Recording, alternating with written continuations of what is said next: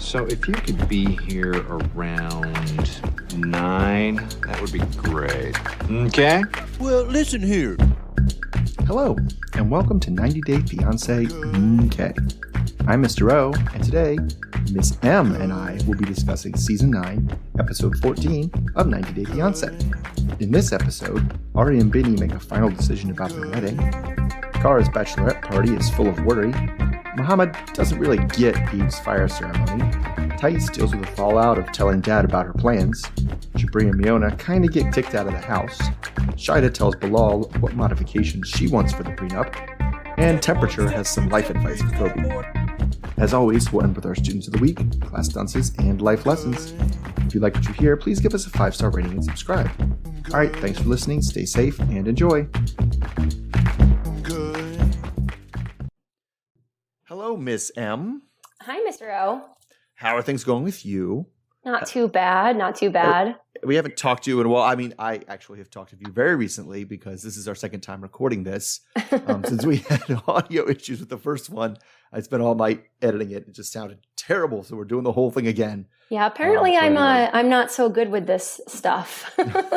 Right. Yeah. So I said it when the last time I recorded. Miss H is going to be off grid for a couple weeks, so it's going to be me with guests. Maybe it'll be Miss M next time. Maybe it won't. We're not quite sure yet.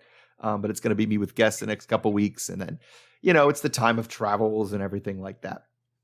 All right. So let's get into our first couple. Let's just jump in. I'm going to start talking about Ari and Binny. So it's almost the end of their 90 days, and Ari and Binny have to get married pretty much ASAP, while also still deciding if they even want to get married. So Ari is sitting down, they do this weird framing thing where she's sitting down to write her wedding vows in a journal. It just says vows at the top of the journal page. And then they kind of do a flashback of a bunch of scenes I expected to see in the show, like her shopping for her wedding dress, her trying to invite Leandro to the wedding, who apparently is not going to be able to make it, and them looking at the venue. It's a lot of the stuff we usually see in the show instead of, MMA fighting. So she says they've been going through the motions of wedding planning, but still aren't sure if they want to go through with it. So Binny's kind of on the same non-committal page and thinks that maybe the two of them are just too different for a marriage between them to work. So when we see him, he's sewing together a suit for Avi, who he would, have to more or less give up his relationship with if things didn't work out. So we kind of jump back and forth. So back with Ari, she says that their relationship issues really haven't made any progress toward resolution, and they're further apart now than they were before. So when she comes home and sees Binny playing with Avi, they remembers how good of a dad he is. She kind of comes to the realization about how important it is for her to keep this family together. So it becomes like a weird, other proposal. She's like, we're getting married next week? Yes, I've decided we actually are getting married next week. So it looks like the wedding is going to be on, and then Avi makes them kiss each other. I don't know. So it almost seems like Ari is explicitly to me just making a stay together for the kids play here, right? So yeah, I kind of do think that she's basically staying together because of the kids. I mean, I do think that they love each other, but they got together in the first place because of the kids. So right. Yeah. And it's just, I mean, when you watch them, it's I don't know. The only thing she had to say that was right about their relationship is that he's good with the kid. Right? Yeah. Yeah. And it's also what it's he's good for playing with the kid. That's what he was doing for the kid. I don't know how, she always complains about how he's not there. Right? Yeah, that's true. I mean, he's definitely really good with Avi, but I don't think that that's necessarily enough of a reason to stay together. I mean, it is in the case that, I can see where she's coming from, because it's not like she can break up and he can remain in the kid's life. He can't. Yeah, if that's they break true. up, he has to go back to Ethiopia. It's like a hard cut for him. That's true. Right. And I mean, he's obviously not just good at playing with the kids. He's also good at sewing for the kids. We saw that. I was really impressed by that. Actually, it's funny because I totally thought he made those pants from scratch. And then I was like, oh, let me Google this. I got to see. And he was tailoring them, which is still really impressive.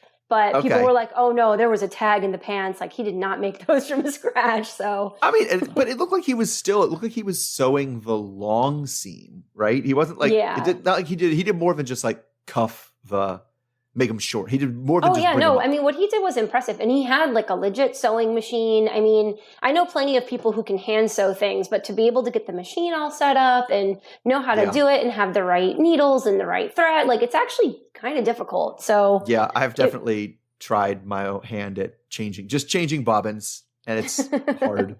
Like I cannot get this. What do you mean? You have to hook it under the loop that hoops up when you do this. Like, what hoop? What are you talking about? You're like, oh no, not that way. It's tricky. It really is tricky.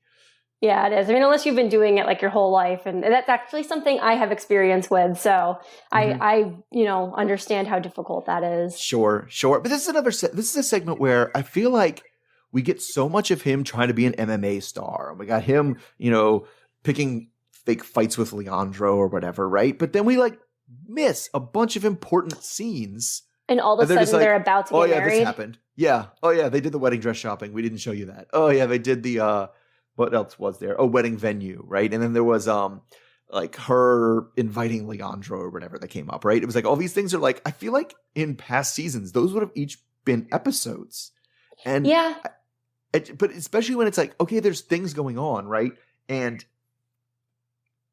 they just don't show it to us. And I feel like it's crazy because I feel like the other episodes you watch are like, oh my God, they're stretching this out. Do they not have anything? And it's like, they did. They just, I don't know. I just feel like they're trying to change the show from, at the end of the day, at some point it was a wedding show, right? I still want to judge people's wedding dresses. I still want to judge people's choice of decor and wedding venue and stuff. That was part of the show. And it's part of the show that they're just like, no, that doesn't exist anymore. Yes, the wedding just comes together in the background and nothing else. All we're just going to talk about these dynamics. You're right. They basically were like, okay, so this is Binny's MMA scene, and then all of a sudden it's 3 days to the wedding, and she did all these things that we didn't see. Like what happened in all that time? Right. Why didn't they show any of that? Seeing her trying to contemplatively, do I even have any vows to write? What's the point of writing the vows? And so it's this weird second proposal thing. It just, I don't know. It seems like they could have done differently and had more actual footage. And I feel like the people who watch the show, I feel like if I was them, I would be like, why did that camera follow me around for 3 days and use it for 5 seconds on the show? That's really dumb. They use nothing. Yeah, for sure. That is really funny. All right. So moving on. Okay. Well, let's go on to Miona and Jabri. So Brian and Mahala sit them down and want to talk to them about what the game plan is for moving out after the wedding. Jibri is really upset and says that his parents are not being supportive at all, but he can't answer any of their questions like, where is the wedding? When is the wedding? Where are you guys planning to live? Miona's pretty happy that they're being asked to move out, but she does feel bad that Jibri is so stressed. So he's just really upset that his parents didn't essentially hold his hands to plan the wedding or find him a place to live, and spitefully he says, we'll just move out right now then. Brian and Mahala say they aren't kicking them out, but they just want a timeline. And Jibri says the conversation is over before stomping out of the room. So do you think he's actually going to try to find a place to live, or do you think he's going to end up asking them if he can just stay longer? So, yeah, I don't think that Jibri, I don't know if he wants to make plans, but he won't make plans, right? What's his deal? Is he unable to do things on his own? 3 days ahead? It's not that hard. It isn't. And it's my thing is if you can't get an apartment, at 28 years old, how am I supposed to believe you can put together a record, right? You can work with a producer and actually put together an entire album worth of tracks and organize, be ready for a tour or anything. I guess if the producer's telling you exactly what to do, but you're 28 and you're getting an apartment. I know that I got my first apartment when I was 22. Right? You were earlier than that. You had your first apartment. You can handle that, dude. No, I mean, I moved out when I was 18. It's not that difficult to do. But the thing that's even crazier to me is that he did live on his own, right? He only moved in with his parents recently because of this wedding, because of her coming over. So he's done this before. He knows how it works. He knows how to pay utilities. He knows how to pay rent. He knows how to find a place. Yeah, and she so certainly what's the does. deal? He's just upset that he's not having his hand held? I know. It just seems like it was really weird. Like, I just thought you guys would help me out more. Like, help you out with what? Like, your wedding? And if it's one of those things, like, if you want help, you need to specifically ask for the help that you want and not just be like, I thought you guys would be cooler, man. Like, I don't. Yeah, like, what do you need help with? Do you need help with the money? Do you need help with finding the location? Do you need help with picking a date? Like, what do you need help with? Because you haven't started anything. You're at square zero. Like, you need to start somewhere. Pick one task and go for it. And I feel bad for Miona in all this because there's not really much she can do with just like financially, and you're not speaking English all that well. Like, she's kind of just stuck. She kind of has to wait for him to make all the plans. Right. Well, and it's like, and she can't make any plans if he refuses to like settle on a date. Right. Yeah. And he's like, oh, what's the date? Like, because I thought, Brian kind of came up as a little bit of a dick being like, okay, great. When are you getting married? When are you moving out? When is this happening? He's just like, I don't know. Right. But that's true. Like, I kind of thought it was bullshit the whole time, especially things like when, Mahala and Brian are like, well, if it's out of state, well, we don't have any time. I was like, dude, for my only child's wedding, I can, put together Figure something and figure it out how to get a plane ticket and a hotel room. But I literally can't do that until I have a date for the hotel room and a location date to buy the plane ticket. Yeah, and a exactly. I need to know where I'm going. Like, what, you just expect me to like figure it out the day of? Because no, that's not going to happen. Yeah, and so I'm just very confused with what he's doing. And you do feel bad for Miona because she can't help. But I feel like Brian and Mahala, like Brian especially, even recognizes that. And because, let's back up, because she was thrilled, right? Oh yeah, she was so glad. She was like, yes, finally, this is happening. I want to move out so bad. Like, don't let me be the bad guy. Let his parents be the bad guys. Like, this is great. Right. But as they left, Brian was specifically like, well, if you need any help with anything, and Jibri just kind of like made a grunt. He was like, I wasn't talking to you. Like she got if you need any help with anything, she's the one who's kind of stuck. Like, they know she's just been like waiting for Jibri to do something. I just don't. How is he going to have a music career? I don't understand if he can't literally do anything. I guess your producer tells you where to be and when. I don't know. Yeah, because he was. And Brian said that about like sulking around like a 15 years ago. I feel like I'm 15 again. It really was because he was acting like he was 15 again. Yeah, and I just don't get that. If I ever did that, if I in my late 20s moved back in with my parents and acted like that, they would be like, whoa, I know you're not talking to me. We're letting you live here. We're helping you out. And you're acting like we're doing nothing for you. Oh my God. Like, no way. When I was 28, I had 2 kids. Like, what are you doing? Like, I know. I was on the other side of the couch, right? I was now, granted, I wasn't giving my toddlers lectures about being responsible finding apartments. But, I was on the, oh no, I'm providing. Yeah, I'm on the I'm providing side of the stage, not the thing. Because they weren't even actually kicking him out, right? They were just like, dude, what's the plan? Yeah, like we would just like to know when we're going to be able to have our house to ourselves again, which I totally get. Because like that's actually, my sister is actually living with my parents right now because they moved here, and everybody's just going crazy in the situation. They're all just ready to have their own space again. Everybody needs their own space. It really is such a huge burden just to have somebody in your space. It really is crazy. Yeah, for sure. All right, so moving on to other weird. I feel like everybody's weird. I have the one I want to say for the end. So let's go to the other. I don't know, my other cold feetish people, and that's Cara and Guillermo. So now this is the one that's on the last day, one day to marry. Right? It says at the beginning, and we're getting more about Guillermo and his more or less cold feet. So he's going to call his mom for the best answer or comfort or whatever it is she's going to give him because she's mom. But when she first gets on the phone, like her primary concern isn't like even what he's like saying or worried about as much as it's like, camera's going to be pointed at the altar, right? You got all that arranged. We're going to be able to zoom into this thing, which I thought was pretty cute. So he tells her about how his hairstylist kind of put all these, kinds of doubt into his mind regarding the relationship. And he tells her that he may have kind of blown things by sharing his doubts with Cara like yesterday. So now what should I do?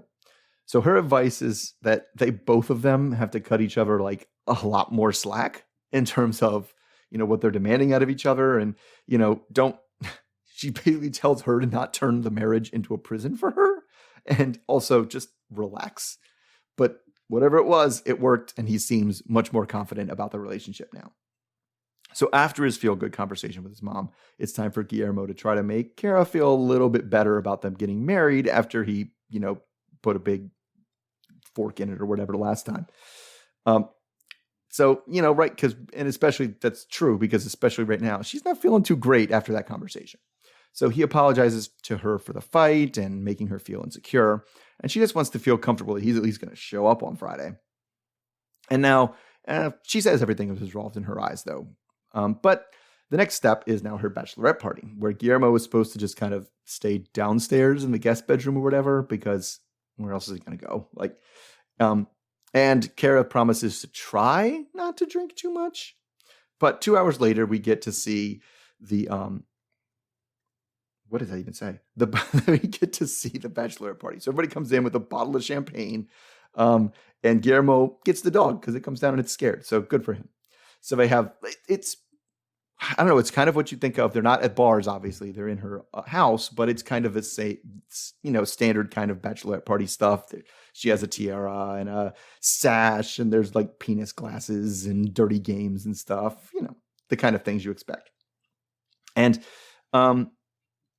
then but then what's not so traditional is when she starts like complaining about Guillermo and him being insecure about the wedding, which is kind of a downer time to bring it up, I think, but it's on TV. But she kind of complains about it a little bit, but then also gets it because she was like, well, if I had to marry somebody as high maintenance as me, I would also be worried. But it does seem like everything's gonna move forward. So I don't know. My question, it kind of goes off board because this is something I know we've talked about a lot, is like offline. What happened to bachelorette parties like this? I feel like this used to be like the standard bachelorette party, right? And now it's like, oh, this is our lame last minute thing that we did.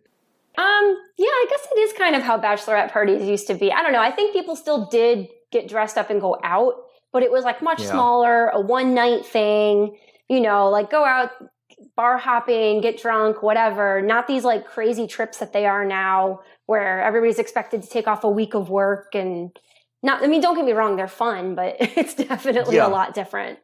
Yeah. I mean, it's just, I don't know. I guess, well, the thing was too, is when I got married all those years ago, we were very low budget on everything. So it was definitely more like, why don't you just come over for the afternoon and there'll be penis gummies and penis shot glasses and that'll be that. Right. And it is that kind of party where and I've done that Guillermo thing where it's like, I don't have anywhere else. I don't know. I'll just hang out in the basement, which is I don't know what I think about that actually. I kind of feel bad for him that cause he's not totally comfortable with her being the party girl, but she is, right? Yeah. But it's also well, what are his options? Was he going to? Well, he doesn't know anybody. Yeah. He doesn't know anybody. So was he going to just go to a bar alone and just be like, because people will talk to you if you're alone in a bar and have to be like, yeah, my fiance's having her bachelorette party and yeah, I wasn't allowed to be home, so I'm here. Well, when I get that Cara wants to have her bachelorette party, that's totally fine. I think it's kind of crappy that she was talking crap about him 1 or 2 floors up. I don't know if he could hear her. I'm guessing he probably couldn't hear her. Right. But I'm sure he could hear everybody laughing upstairs and having fun while he's laying on the bed with the dog. The dog is not the worst thing. I'm glad the dog's hanging out with him. Yeah. I guess I feel like she either should have had a combined bachelorette party to involve him or try to set something up for him, even if it was just hey, this is my one friend, the two of you go out and do something. Right. I don't know. It just seemed, I did feel kind of bad for him. Yeah. Yeah. I mean, what I'm not going to feel bad for is her when she has to get married hungover. Oh my gosh.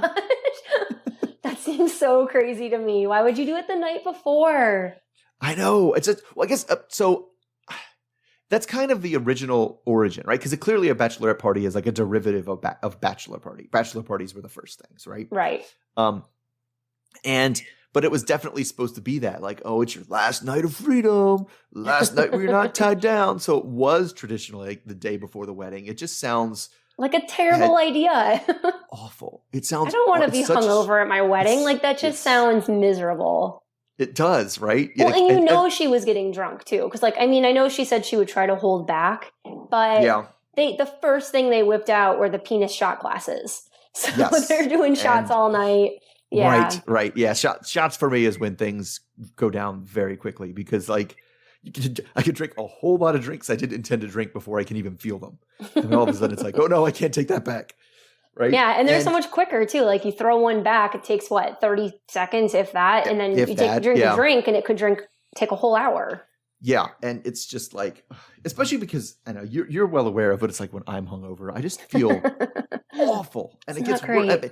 Part of it's because I'm getting older and, there's a lot of, knock it back and rally and like hair of a dog and you're good the next day, like from in your early 20s and mid 20s or whatever. But I'm older now and I'm just like, no, what? I just feel nauseous the entire day. Oh, I'm like, this is awful. I don't want to. Yeah, that's the thing. I don't want to turn around when my wife is, walking down the aisle for the first time as my bride and just be like, yeah, I really am holding it together so I don't throw up. Like, just that's what I'm doing right now. The guests would love that too. Yeah, that's right. Going to be awesome pictures, by the way. Well, plus, like at the wedding, I mean, the wedding's a big party. You're going to be drinking too, and how you want to amp yourself up to get in the party mode if you're hungover. I can't. I'm like, the thought of alcohol when I'm like super hungover, even the thought of it is like, oh my God, no, get it out. No. One thing I actually wanted to point out was that because they did the bachelorette party at the house, it was actually a pajama bachelorette party, which I thought was kind of cute. Oh yeah. That's kind of a nice idea. That's a good idea, I guess. It wasn't. It was kind of funny because she had to like point it out. If you just showed me a bunch of those people at the party, I wouldn't be like, oh, they're all wearing pajamas. But I feel like that might just be like a COVID thing where everybody just wears their most comfortable clothes everywhere now. And calls so them pajamas.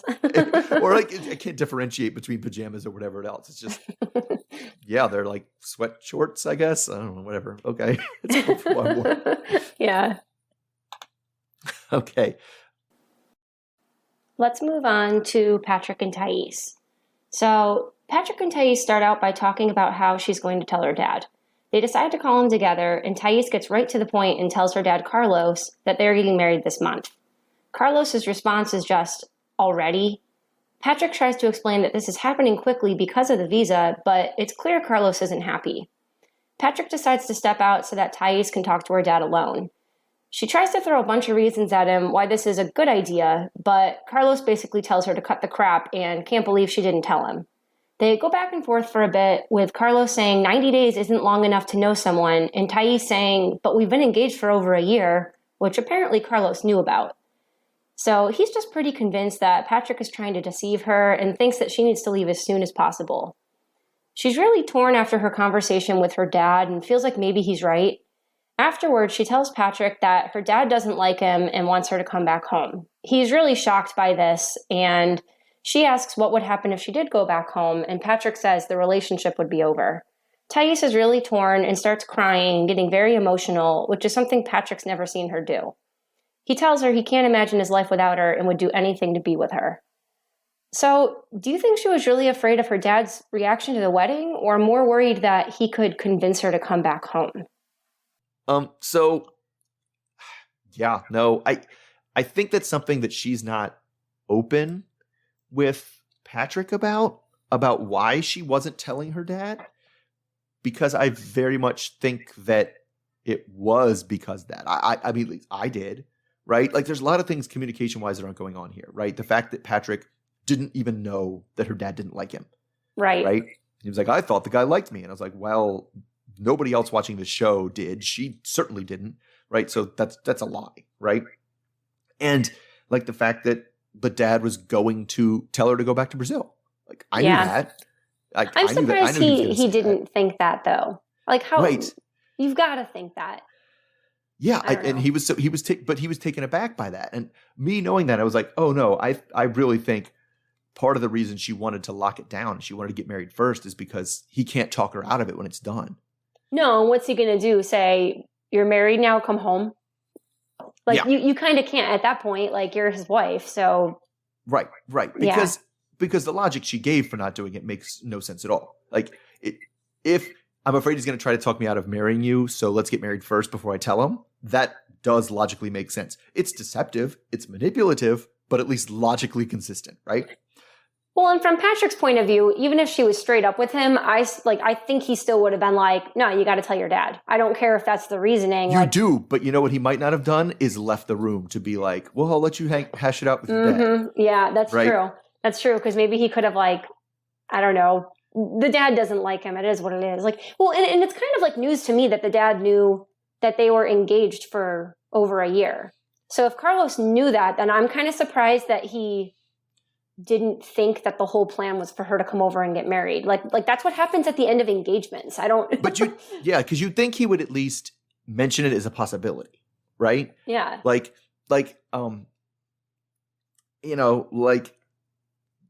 They're engaged. And I believe he thought whatever, they're engaged, quote unquote, whatever, not a big deal, whatever. That's never going to happen. Not really. And obviously he's wrong. But you'd think if she was like, well, I'm going up to marry him, he'd be like, yeah, I'm going up to visit him and I'll be back. And you'd be like, please don't get married or something, right? At least or you're going to get married in America, aren't you? I just know it's coming. Right. Well, that's the thing too, is we kind of established that he doesn't know Patrick. And so his argument isn't, and we've seen this a lot from a lot of people and it's legitimate. It's not, I can't tell you what I think because I don't know this person.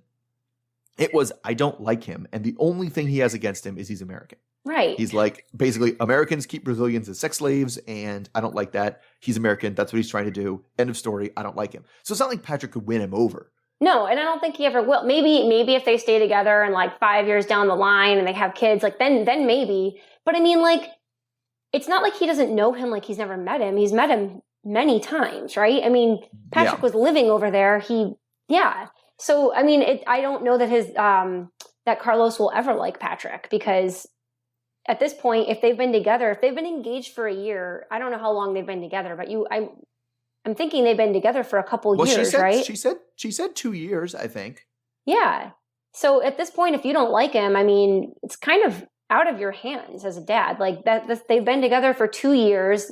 She's moving to I guess, again, he didn't know that, but it just seems crazy. You would think that's the next logical step, especially at their age. It's not like they're 16 years old.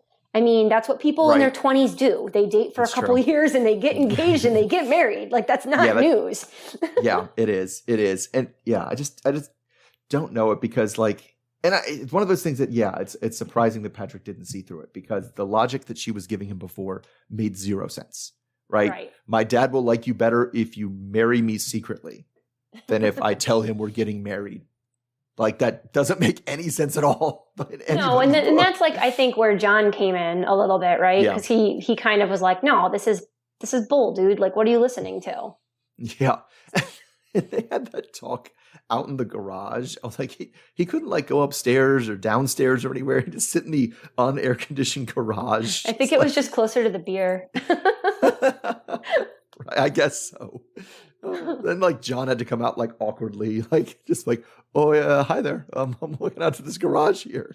It's so weird. Yeah. It's a giant house. It is a really big house. I don't think he's allowed on the second floor. That's John's floor. John's floor. Well, I mean, Patrick can go up to John's floor. Thais doesn't want to go up to John's floor. She's going to smell like socks and whiskey, I guess. I don't know. Could be worse. I suppose so. Okay, let's move on to, let's say, Eve and Mohammed. So we're back in the kitchen fighting again. I don't know.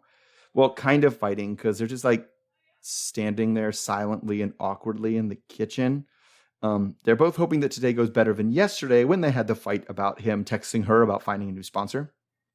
So she's upset that Mohammed doesn't care about what matters to her.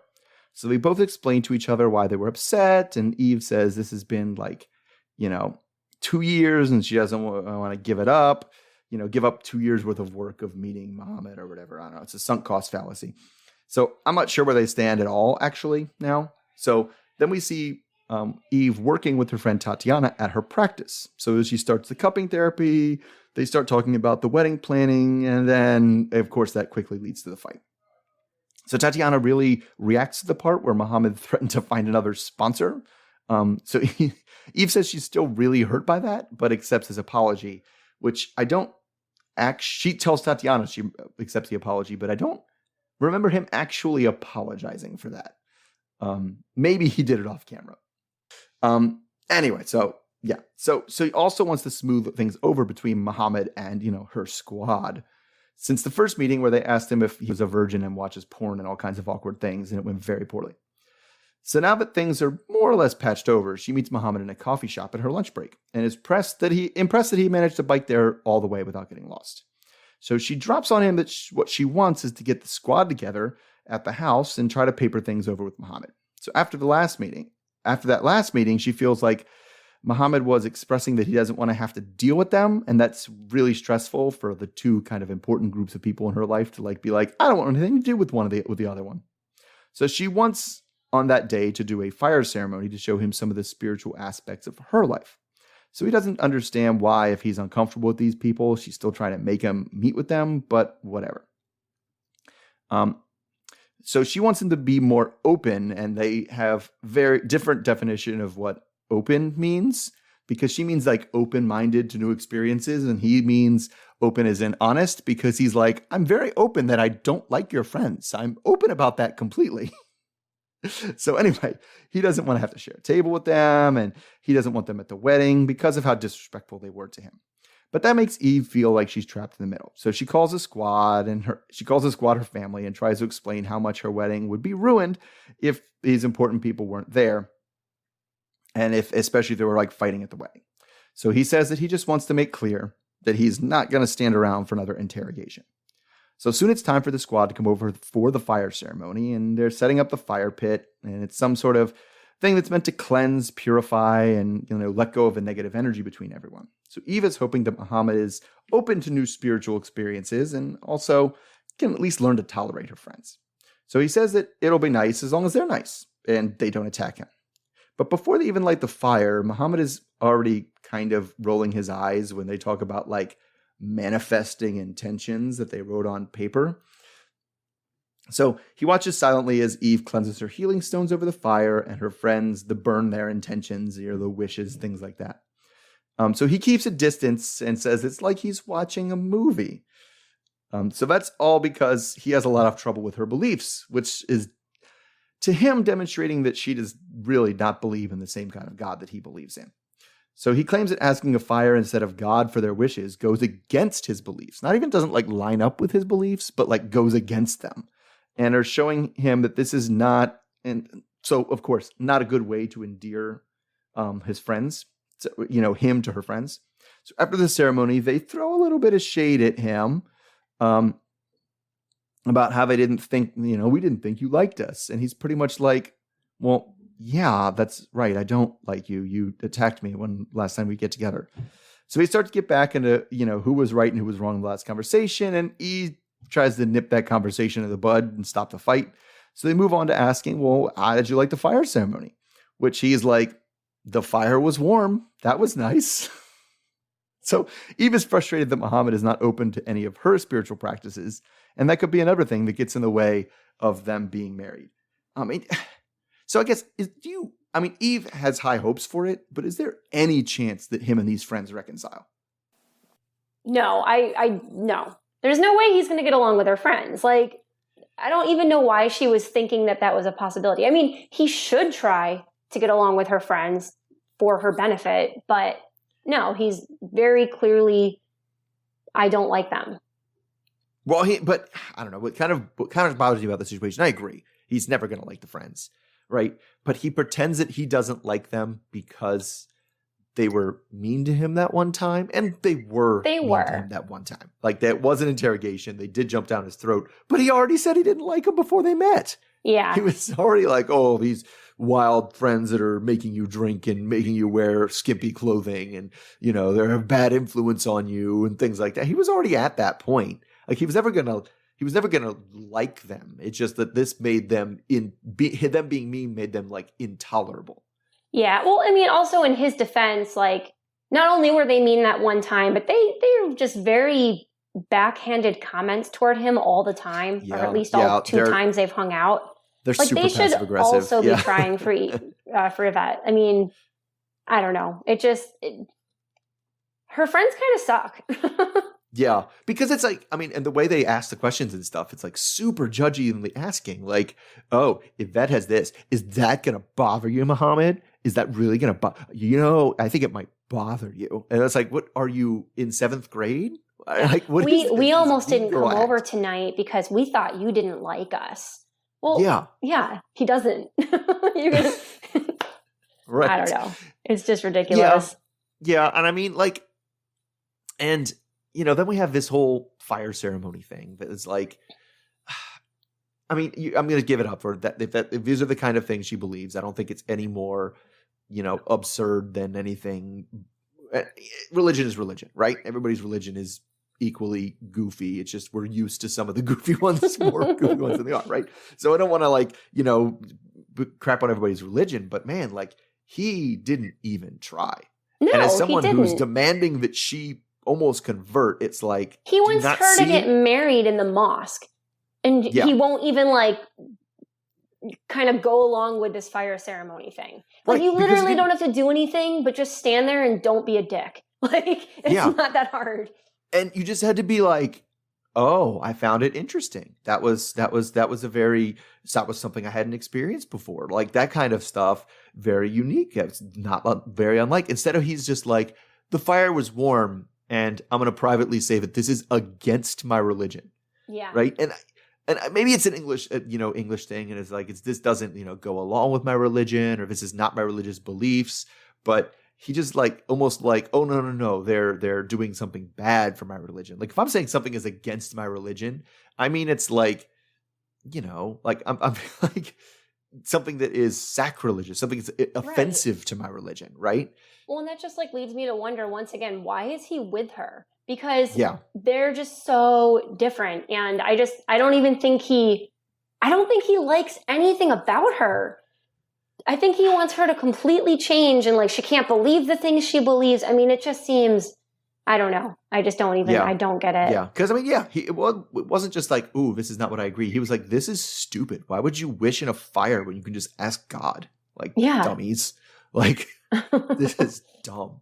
And I don't know. And it also seemed like, I don't know, it just seemed like almost incomplete. Like, I know that this is a big thing for her. It's part of her, work, right? Because we saw her cleansing the stones that she uses at work. And she uses a lot of spiritual things at her job. We've seen her do it. And, she kind of mixes it with, things that are, I wouldn't say more medically sound, but more accepted as mainstream, like, your massage and even cupping therapy that these days is like, people don't think of it as some weird, like they're like, oh yeah, that makes sense that pulling on muscles would loosen up tension and things like that. Not, it's not like healing crystals or something where people are going to be like, yeah, I don't believe that does anything. There's scientific backing for it.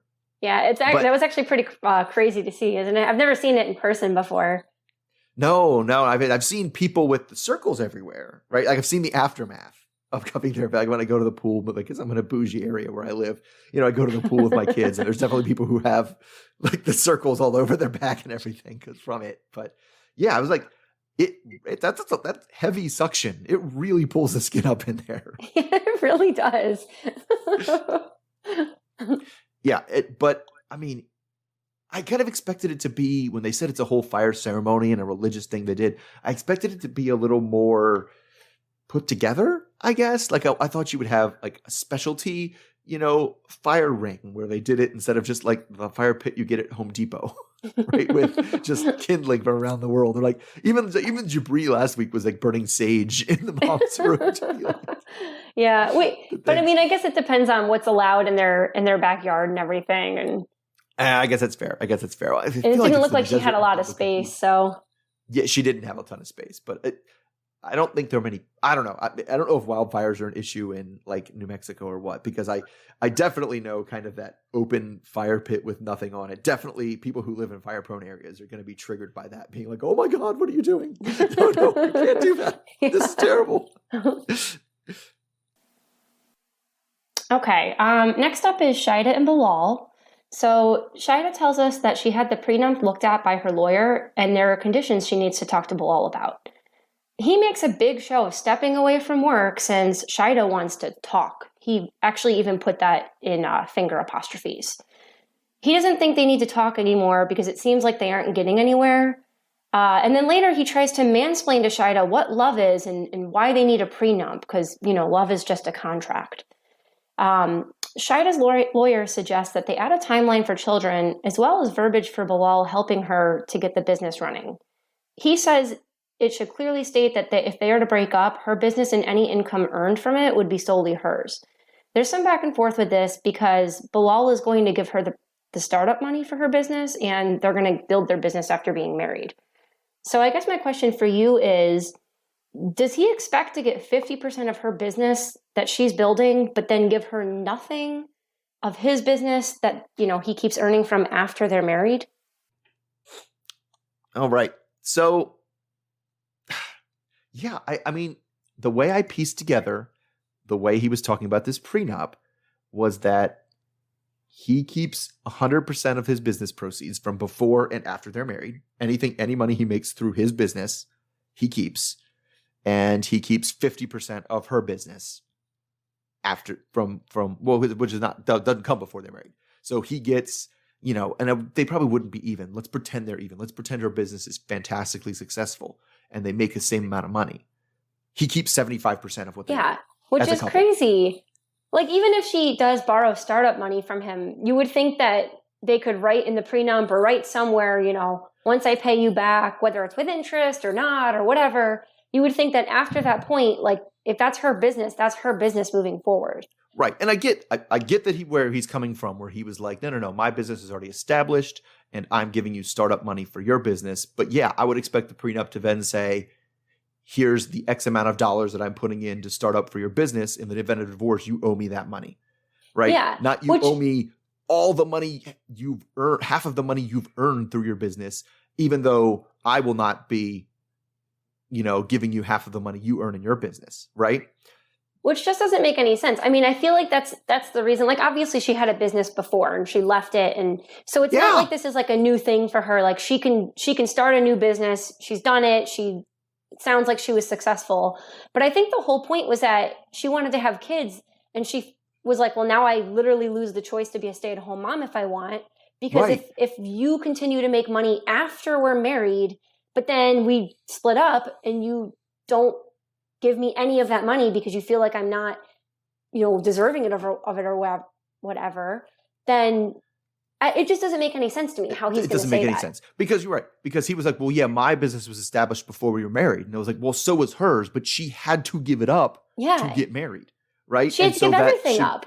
She had to give that business up. She had a business that was established before they were married, and now she doesn't. And the only reason she doesn't have it is because she's marrying you. So you can't then say, well, if we start a business for you here, that doesn't count because we started it after we were married. That's nuts. It almost sounds like he's treating her more like a child than a partner. Like, when we're married, I'm going to take care of everything financially, this and that. You don't have to worry about a thing. But if we break up, it's like you're 18 and I'm kicking you out. Bye. Yeah. No, that's exactly what it sounds like. It doesn't sound like a partner at all. Because that's the other thing too, is now it's going to come down to it. You're going to have fights over, one of the kids is sick. Somebody has to stay home because the air conditioner is getting fixed. Well, I don't want it to be me. Because if it's me, I'm losing out on money that I won't get. It's my money now, apparently. Exactly. Right? If you stay and you earn money, then I don't get it and you don't get it. And then who pays? And then that isn't getting into how you're going to split up the bills and stuff. Right? She's going to pay the bills with half his money? Or what about her he's needs, going to say, too? I'm not going to pay the bills because that's money that is mine instead of ours? Like, how does that work? Exactly. But then it also even comes down to things like, what about her needs? Like, is she going to be expected to buy all the groceries? Is she going to be expected to buy all of her own clothes? If she wants decorations for the house, is that all going to come just out of her money? Is he not going to contribute to that? Right. And that's one thing that you can discuss. But that's what he's saying, is he's not even saying that. Because yes, that is always a discussion you have to have when you have separate accounts, right? It really is. But this has the complicating factor of, well, when I'm spending my money, I'm actually spending half of your money. Half of that's your money, actually. It's not even my money because you're going to take half that money in the divorce. Then there's the lifestyle stuff and then there's the kid stuff, which I don't, the more I think about it, the more it's like, I don't know how you can write that into a prenup contract because you can't force him to do the things that are gonna like that's definitely not a valid contract. Yeah, to make him do the that's things that are true. gonna make you have kids, right? Just like you Well, can't and it goes even further because like not only can you not force that, but like who's to say that she can It's even have possible. kids or It's even- like what if it's not possible? Then what? Right. And so, there may be some sort of like, okay, well, after 5 years, the terms of this contract change based on whether we have kids or not. Right. That I could see that being something, maybe. I don't know. But I would feel like if I wanted to talk to somebody about what was possible, I'd want to talk to a lawyer from Missouri and not from Trinidad. Yeah. And not necessarily somebody who's a friend either. Like a friend, is going to have your best interest. But like, there's something to be said for paying for a service rather than like having a friend do something for you. Yeah. I'm just like, and I'm sure the Trinidadian lawyer was perfectly, professional and, totally, I wouldn't say adequate's a bad word, but you know what I mean? Like I'm sure he's a fine lawyer. He's just not an American lawyer. And like, he might not be familiar with the same laws and. Exactly. And what goes in, especially when it's a completely different country. Right. Yeah. But yeah, there's so many of this, and family law is just so heavily by state to state stuff that I just can't imagine he being a full expert as much as he's saying, a contract where he gets 75% of the money is bullshit. Don't sign that. All right. So bringing it up. Last up is, I saved him for last because, is Emily and Kobe. It has been a few weeks since they found out about the pregnancy, and the vibe is tense in the house because Emily's keeping a huge honking secret. She says she's conflicted because, she wants more kids, but the timing sucks. And she wants to, wait until after the wedding to tell them because, she wants to save her parents from stress. Nothing to do with the fact that they're paying for the wedding and she doesn't want to jeopardize that, which is the reason we all know is the real reason. Anyway. So as things get closer, they're bickering more and more, and now we see them bickering about the groomsmen, who is Pascal, Sam, and Temperature, who are all coming from Ohio, and Temperature is already in town. And Kobe's going to hang out with him tonight. Emily is confused because she didn't know Temperature was here in town and thought he'd be doing wedding stuff. Like Kobe would be doing wedding stuff with her. So anyway, then we jump to the hangout where Temperature starts off with, I don't know, he's like wearing one of Hugh Hefner's smoking jackets. It's like weird. And almost blows out the microphone yelling like, come on! Yeah. So they almost immediately jump to talking about how bossy Emily is. And Temperature is like, and this is the part of saying, every time we have an African person on this show, they're always like, oh, American women, they're always the boss of the relationship. That's how it is. The men in their houses like they're ladies. The men aren't on top like they're supposed to be. It's very, very repetitive on this show. So Temperature isn't tied down like Kobe is because he got into the U.S. through the lottery. So he feels free to speak his mind about this, what he thinks is ridiculous relationship patterns in the U.S.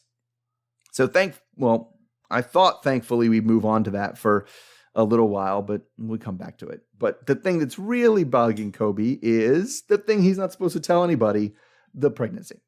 So he tells Temperature anyway because he needs to get the load off his chest. And Temperature's suggestion is, well, you know what? There's a huge African community in Ohio and Columbus where I live. You can give a lot of support there, make a lot of connections. You should come out here. But come on, we all know that's not going to happen. Emily's not going to leave her family. She's not going to leave Kansas. So now Emily jumps us back into the, as the man of the house, you should just tell her you're moving to Ohio kind of nonsense.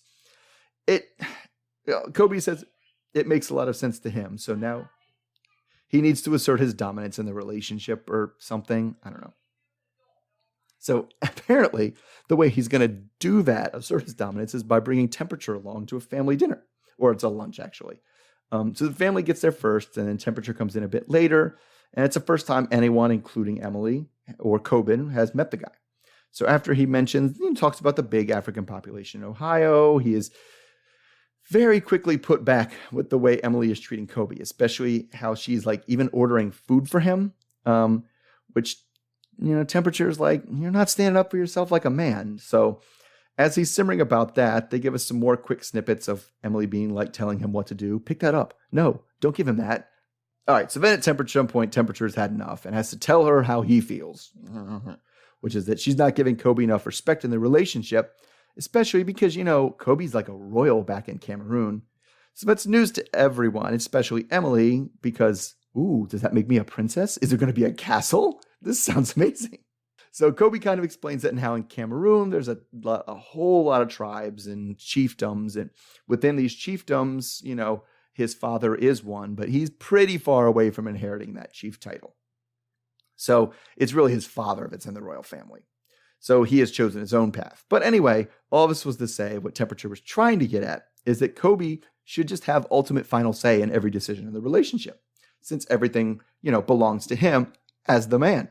So this puts the room into awkward silence. And then, David, Emily's dad cracks a joke about, is this why you haven't married him yet?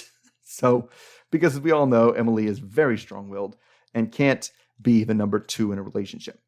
So then we get another version of the argument we've heard, again, so many times in the show about, African men and blah, blah, blah, blah, blah. And it kind of fades out as Kobe kind of agrees. He's like, I agree with a lot of this. So, I don't know. Let's put it that. Let's go with that because you had thoughts about it. What are your first impressions of Temperature here?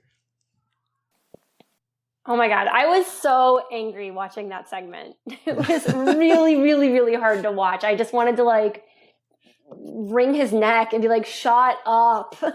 Well, I actually kind of wonder about it a little bit, right? Because this is not that this show loves this theme of African men think men should dominate the relationship and women should keep their mouths shut, right? But they say this comes up numerous times with numerous couples.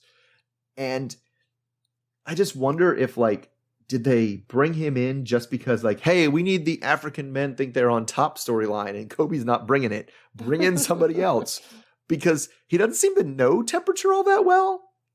No, so did he meet Temperature in the States or did he meet him back in Africa? I think he met him in the States. Okay. I think he met him in the States.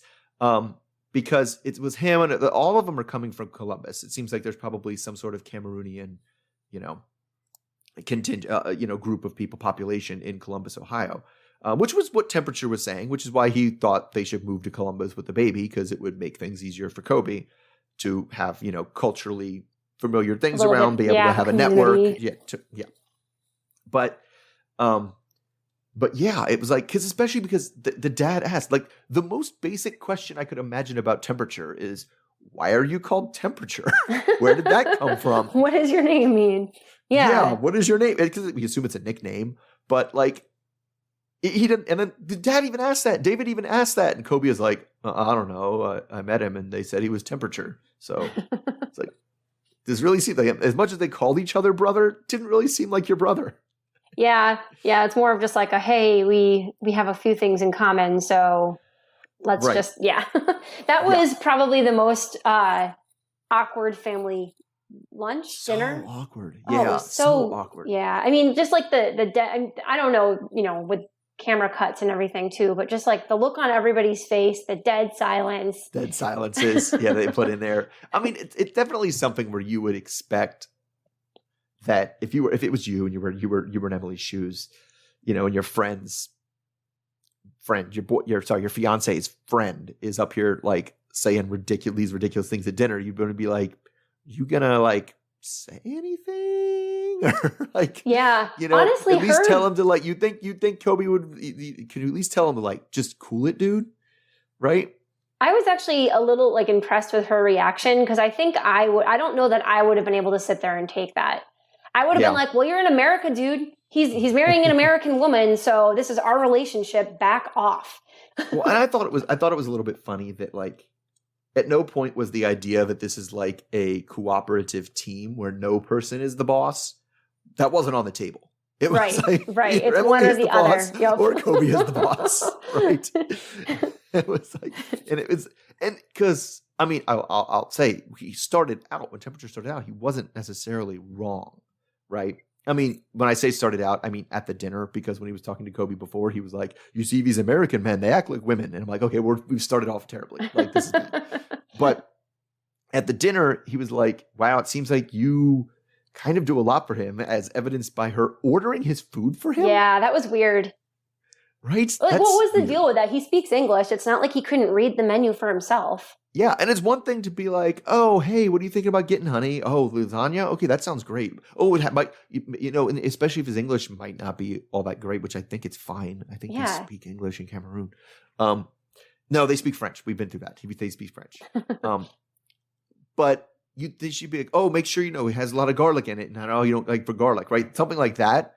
I could even see being on there. You might miss this on the menu. It's culturally, you're not used to reading the ingredients and stuff, whatever. I don't know how anything works, but I could see that being a thing. The fact that she was like, you want the lasagna, hun? He'll have lasagna was like weird.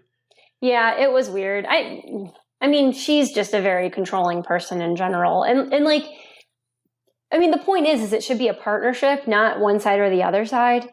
But Right. I feel like that was just the wrong thing to say from Temperature. I mean, Emily's dad was just like, so Temperature, that's why you're married, right? Right. I see why you're ready. But like, yeah, he felt free. He was like, I'm not the other guys. I got here through the visa lottery. So I'm not stuck with this crazy American women. It's like, well, I guess you get no women then. Huh, how about that? Yeah. Tell yourself that's why you're not getting any women, because they choose not to let you be on top. But it's almost like, it almost sounded like Kobe just wants to be, I just want to, symbolically be on top. Like, I know you're going to make all the decisions and everything, but can we just like say that they were my decisions? He kind of starts off by defending her a little bit. What did he say? He was basically like, she does a lot for me, blah, blah, blah, blah, blah. But at the end of the day, man's on top. So he definitely, didn't end on a good note there. Well, and he really tried to nip that royalty thing in the bud too. Oh, yeah. Like, oh yeah. Like, yeah. And because I feel like it got mentioned and Emily was like, royalty, prince? Does that make me a princess? Yes. I saw the dollar signs in her eyes. Oh yeah. She's the worst. Yeah. Right. All right. So that was everybody. And we saw everybody this episode, right? So doing all this, who was your student of the week? All right. I went with Guillermo for my student of the week. I just thought it was really good that he made an effort to talk to his mom and kind of clear his thoughts and then go talk to Cara and make sure she was feeling, good about the wedding moving forward. Yeah, I went with Guillermo too for the same reasons. Like, it was like he recognized that what he did last time was not ideal and like, kind of figured out what he thought about it first and then like went to deal with it and make sense of it and try to rectify it second. So yeah, good. All right. How about your class dunce? My class dunce was Temperature. I don't like the way that he was talking to Emily in front of her family. I just think he was really out of line. He should just stay out of it. It's none of his business. Yeah, fair enough. So I went with Jibri, just because it bothers me. Like, I have to deal with teenagers all the time, every day. And it bothers me when adults are acting like teenagers. Because it's not like he even handled what they were asking him to do, which we talked about being a reasonable request and a reasonable thing for him to do as someone who's almost 30. But his just like, oh, I guess you guys just don't like me, huh? Oh, I guess there's no point in talking now, isn't there? Like that, like sulking teenager thing that he was doing. Oh, it's ridiculous. Like, grow up, dude. All right. So what about your life lesson? Yeah, and my life lesson is basically based on Temperature. Just sometimes you should keep your opinions to yourself.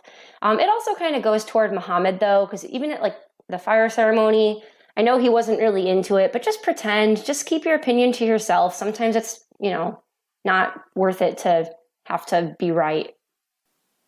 Sure. So mine was like, I do actually think it's important during like wedding planning because things start just moving, right? It's a river that just starts flooding. And I do think it's important to kind of check in with each other and make sure that like this is still what we want, right? This is going the way we want it to go and you still want to do this and everything like that and not have people get carried away and not giving people an off ramp, but kind of like, emotionally check in. And we kind of saw two people this time do that.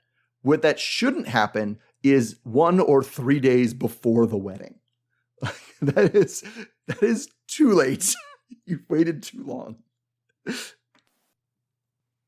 All right. So, okay. So the one thing we did here, this week is that they announced the cast for the next season. They're doing HEA next. And, we get the next season and I'm disappointed. I think they're all really, really bad. Like it was like you could have picked out of a hat. Which couples are you tired of seeing on this show? Libby and Andre, who just is so like dumb and infuriating that you don't want to see him anymore. Michael and Angela, and who had like a disaster of a season that you don't really want to see more of, like Kim and Usman. Like I feel like it's all these people that I'm like, I don't want to see them. I don't want to see them. Like these people are awful. So I'm hoping we can do the podcasts, with Miss H and I and have a lot of fun with it. But man, like that was kind of a bummer of announcement for me. I don't know what you think. Have you had any different opinions on any of the couples that you saw? No, I mean, I guess I don't hate Jovi and Yara, but I think that's because like I can relate to them more. The couples that there's just such massive like differences in their lifestyles, it's like painful for me to watch. I just don't understand it. Yeah, and there's too many people. Like I don't like the ones who feel like they're trying to be social media people. They're just trying to keep themselves relevant by trying more and more things on the show. You're right. Yes, Jovi and Yara are probably the most easiest one, and because I do seem to generally like Yara when she's cracking jokes at people. I like her sense of humor. I like her style, so she's fun to watch for me. Sure, but yeah, it's everybody else is like, because I just want there to be more of a mix. I want there to be people I like, people I don't like, people I am like, oh, they're a cute couple. Sometimes I like watching cute couples, and we just don't get that very much anymore. We haven't had any of those in a while, though. Right? Yeah, and they don't often come back anymore. So it is. They're just not entertaining enough, apparently. Right. All right, so that's everybody. So everybody this week. I guess we're wrapping up because we're gonna see some weddings. I guess starting next week. So we're getting there, getting towards this new final push of this new season. So we'll be back here again, or at least I'll be back here with somebody again next week. Okay. All right, we'll see everybody then. All right, bye. Okay. Bye.